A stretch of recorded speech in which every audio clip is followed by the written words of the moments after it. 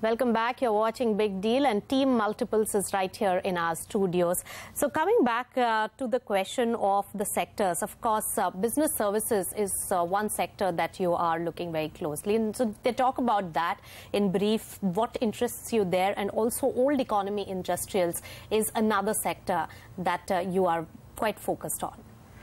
So on business services, we have just done an investment in a company called People Strong, which is in the HR outsourcing and technology area.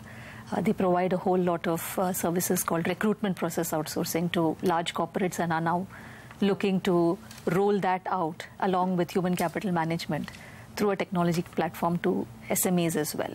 Right. So that's an area that looks interesting. I mean, there's a whole lot of business services, and among the choices, this company and this management looked very interesting, and it was also a controlling position. So that's an investment we have done. We'll continue to look for more such niches in that area.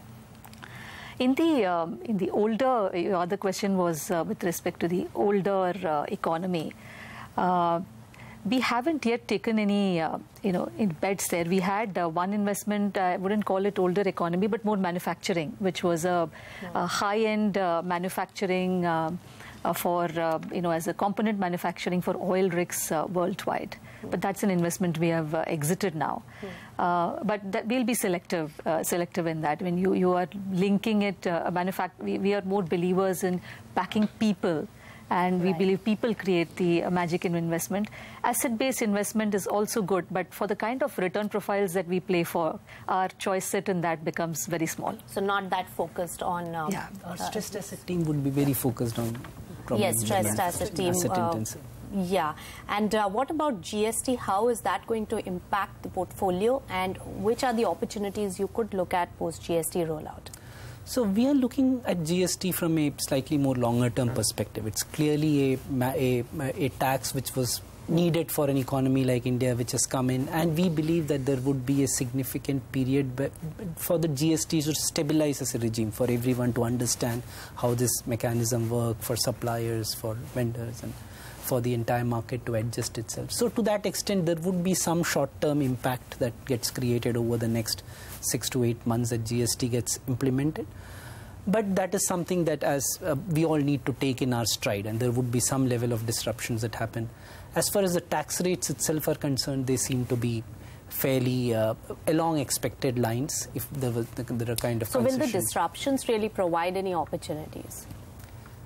So, as I said, going as a private equity investor, we really look at investing over for a 3 to 5 year period and then exiting over. So even if there was short-term opportunities that come about, while we could have momentum players looking at it, but for an investor like us, it becomes very difficult to say that this is a opportunity that comes. So we are kind of looking at it more from the sidelines of hoping and praying that the disruption is not too long, and people get learned very fast and get adjusted. So we are all going to learn on the job while GST really rolls out. Yeah. From an opportunity, I think overall this whole, as on expected lines, unorganized to organized, especially in speaking of our portfolio companies.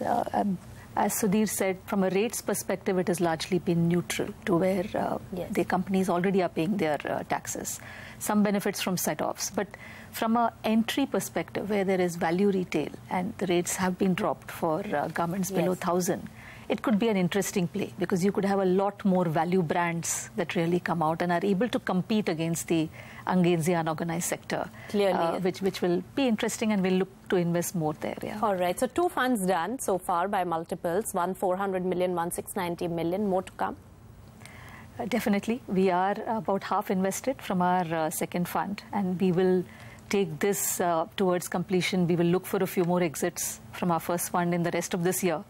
And next year should bring probably a new fund. I must congratulate Multiples team, because I had a few years back, when you had invested in delivery, I had questioned why not pure play e-commerce directly into that, and Renuka was quite cautious about that particular space. So I think that call has really proved right for multiples at this point.